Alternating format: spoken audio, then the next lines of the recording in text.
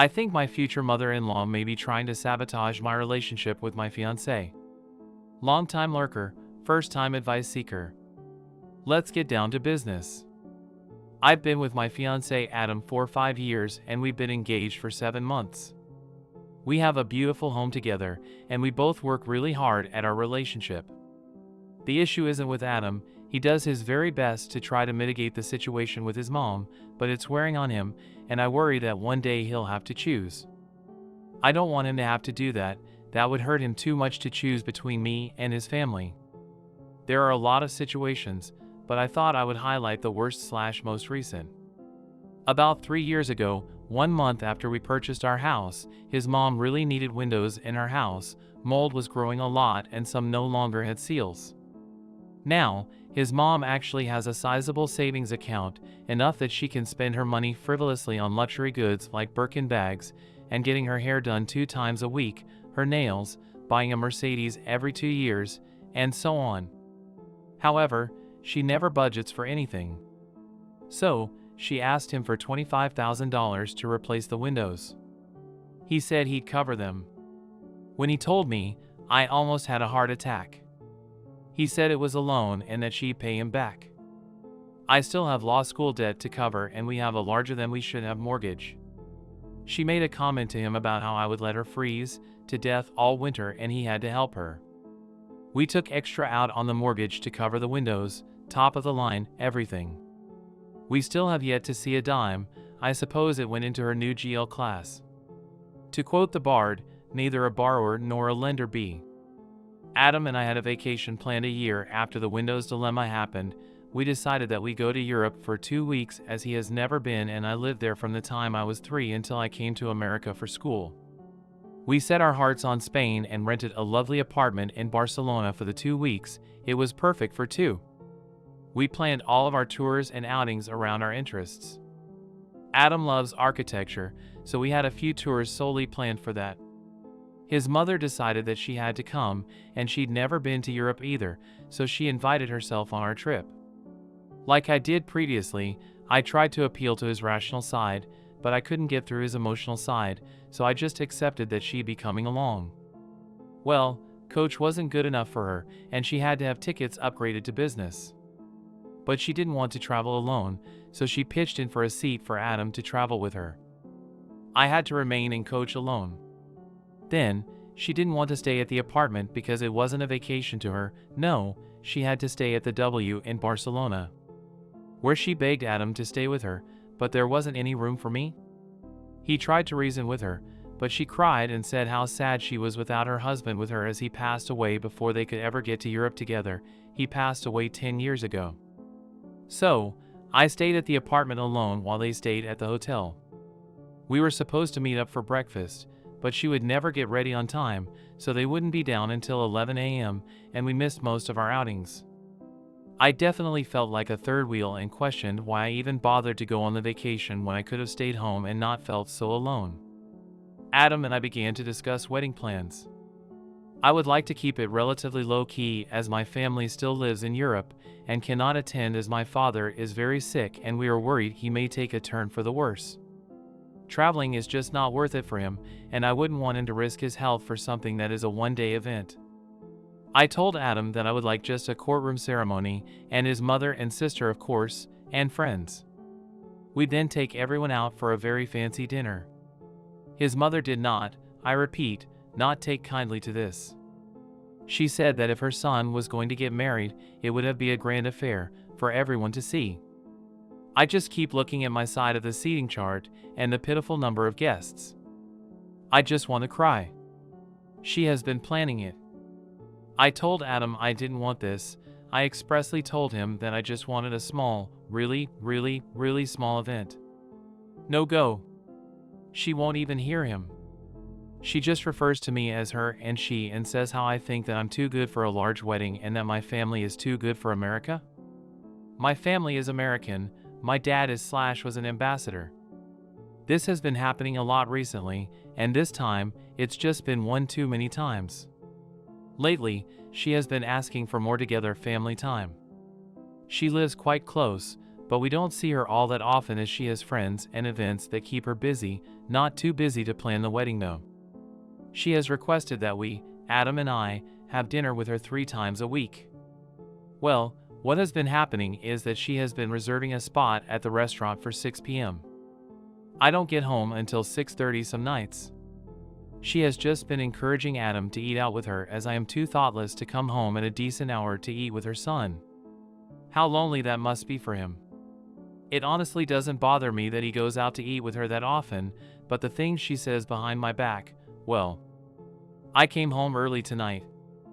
I left work and was on the road by 4:30 p.m., home by 5 p.m. I surprised Adam as he was just coming in the door when I yanked the door open to greet him happily. He was so excited to see me. I could come to dinner with him and his mom. I told him I just needed to shower real quick and get dressed. He called his mom right away and told her that I would be able to make it. He also made a comment stating he hoped there was a reservation for 3 tonight. She said that there was, but she thought they'd eat earlier, like 5:30, and was already on her way to our house. She got there at 5:15 and stated that she couldn't wait another second and had to eat right then. Adam said I'd be ready in just another 15 minutes and offered to call the restaurant and request they move us back. She wouldn't hear it. She just whined about being hungry and how a poor old woman should be expected to wait so his fiancé could fulfill her vain requirements. He came upstairs and asked how long I'd be. I said just another 10 minutes. He said his mom was really upset and hungry if I could skip a step for him so we could leave earlier. I told him to go ahead without me and I would meet them there. That was fine. I got there and the table was for 2. Of course. Adam said we could make room, but she said how we'd be inconveniencing everyone and I should just go sit at the bar and she'd try to get it fixed. I had 1 drink at the bar and then left. Came home, calmed down a bit, and now I am writing this. Wow, that was long. I think I need to get that up there. I guess I figured everything out though. Sorry to bother you or / relationships. Unfortunately, my relationship is over with Adam. I realized this as I poured my heart out to this sub. Update 1. I really did not expect this kind of attention considering I pretty much came to a conclusion, seems to be the general consensus among you that it's the right one, on my own. But the support. Our / relationships, the support you have given me, I'm overwhelmed and feel extremely grateful in a way I cannot express. Through PMs and comment posts, I cried while reading all of them. Some of you shared words of wisdom, some of you shared different perspectives, others shared similar experiences. I feel at a loss for words. Anyway, there isn't a very impactful update, but I figured I would update you on what has happened so far and take this opportunity to say thank you. Thank you. After I posted a comment on my own thread and was about 2 glasses deep into a bottle of wine, Adam came home. This was extremely late. He sat down beside me and looked defeated. He just looked at me with hopeless eyes. I asked him if he wanted to talk about it. He said he needed time to process everything that happened tonight. I told him I also needed time. He said to me that whatever I wanted to do, he would accept it. So, I called up my maid of honor and asked if she would come pick me up and I could stay at her house for the night. Adam and I kissed, and he told me he loved me, and I left. I haven't been back. From Colleen's house, I made a call the next morning to my office asking for a few more days off to go visit my family. So, right now, I am writing to you from my parents' house in Europe. I called Adam and told him my plans, and he asked me if I would let him drive me. I told him I was okay to go myself with Colleen, and I would email him when I got to my family home. When I got settled at home, I emailed Adam, and I sent him the thread that I had made that Tuesday night. A large majority of you wanted him to read it. So, he has read all of your comments. He also read the part where I came to the conclusion on my own that I had to end things. We talked briefly over Skype. He told me he felt raw from the thread, but he was glad that I had gotten things out. He asked me if I was sure if I wanted to break things off or if I still needed time to think. I said I was pretty sure. He asked me for a probability. This is a joke in our relationship for dealing with decisions. and I said I was 90% sure that this was the end for us, and I was using my time away wisely to really consider everything. For some reason, his eyes brightened and he just told me that we could talk about it when I got back stateside. I wouldn't break up with him over Skype, and I think we have a lot of legalities to go through regarding the house, and we have to collect any deposits that are available when we cancel the wedding things, because his mom didn't pay for any of the wedding SHE planned. Anyway, I have had a sit down with my father. He's been feeling better, which is a huge relief. He has offered me 2/3 of the cost of the house.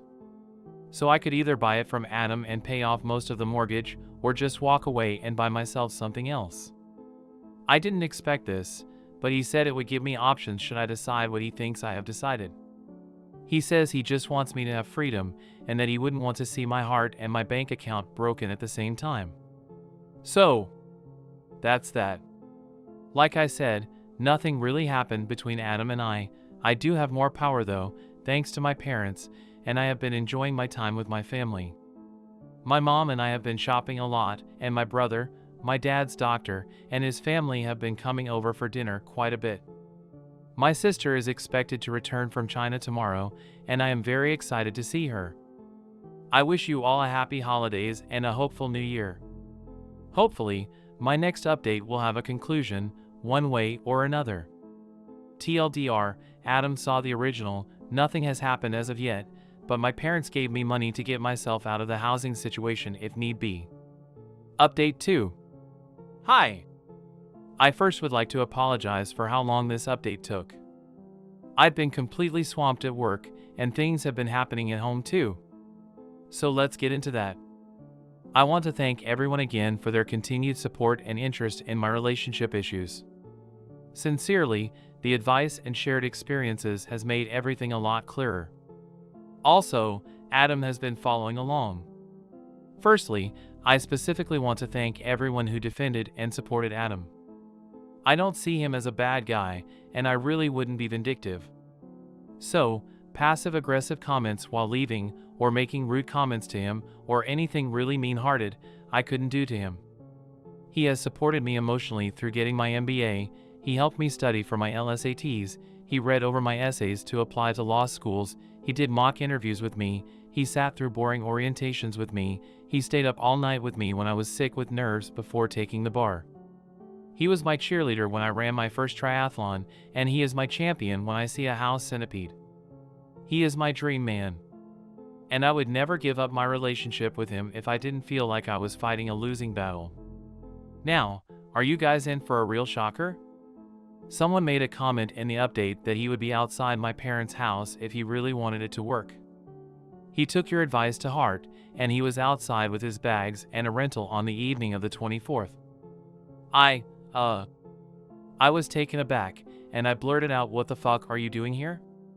He just laughed and said he wanted to talk about everything and it couldn't wait until I got back. He'd been reading all the comments on the threads, and he felt like they were very eye-opening. He browsed r/raised by narcissists and felt very moved by the similarities some of the posters have with their parents. He said that he spent the last few days thinking about what went down at the restaurant with his mother, and how the look in my eyes when I looked at him after I realized what had happened broke his heart. What I didn't know was that he and his mother got into a row after I went to sit at the bar, fighting about me, and how he doesn't feel free, how his sister used to say she had the same problems, but since she moved far away, it has died down a lot. A lot of people asked me why I put up with this for so long. I tried to remember when this really started happening, when it stopped appearing like regular mother-in-law don't want to lose my son comments and began to feel like isolation and vehemence. We used to have an okay relationship when we first met. Sometimes we go shopping together, and once we got our nails done. It was around when Adam and I purchased the house together, that's when it really started to get bad. The windows incident was the first really big issue I remember. When she realized we were serious about each other. So, back to when we were at my parents' house. We had a serious heart-to-heart. I bared everything to him, and he did the same. So, there was no extreme confession of incest or physical abuse. It was just that he thinks he was raised by a narcissist who saw her control of her son, he pride and joy, slipping away. We came to a decision. Here is what we decided on December 27th.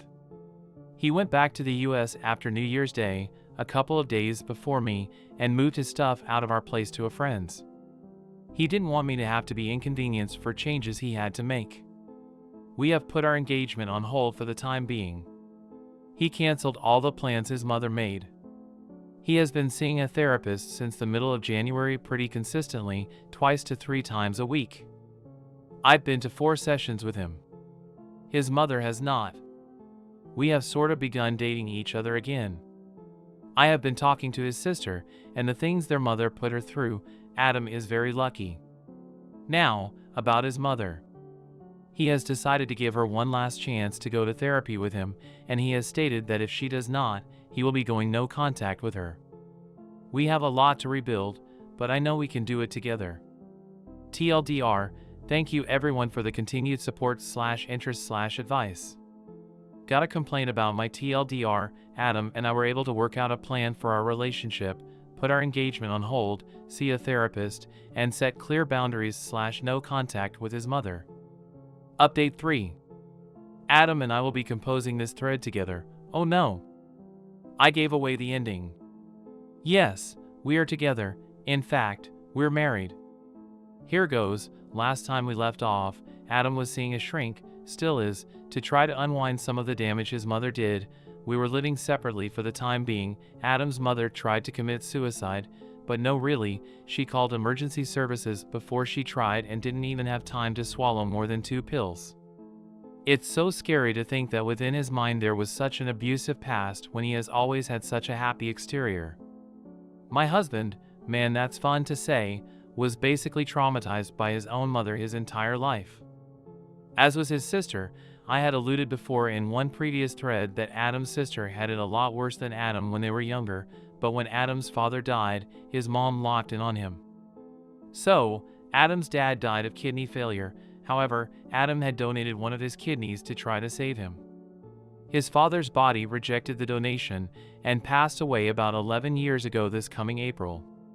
His mother took it upon herself during his grieving process to manipulate him into believing he killed his own father and she was alone now because of him. That if he wanted to repair what he did to her, he'd treat her better. Every time he thought that he could get away and create his own life and feel free, she'd remind him. The windows, for example, I only heard the part where she blamed me, but I tried to think back to the conversation and really try to hear what Adam had said. It's about 4 years ago now, but he was telling me at that moment that the reason her house was falling down was because she no longer had a man to take care of it. Because he killed his dad. He was trying to tell me, I just wasn't able to understand what it meant. Same with the vacation to Barcelona, she was doing it in front of me now. When he was younger, a lot of these issues had been regarding academic success or athletic success. She didn't have any issue then with girlfriends or anything. She just viewed her children as extensions of herself. It was bad, it just wasn't this level of guilt-inducing insanity.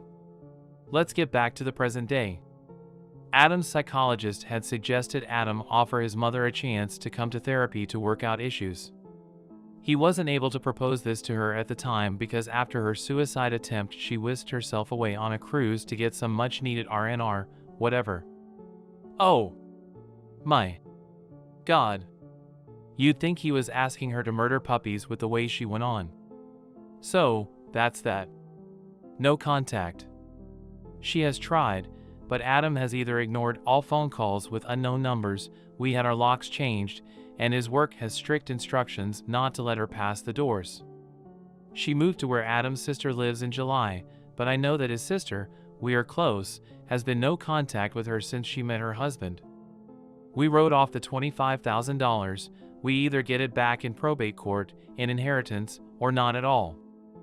I'm not really choked up about it, not enough to do any extra work to get it back right now, especially since Adam is worried she'll use it as leverage to buy back in.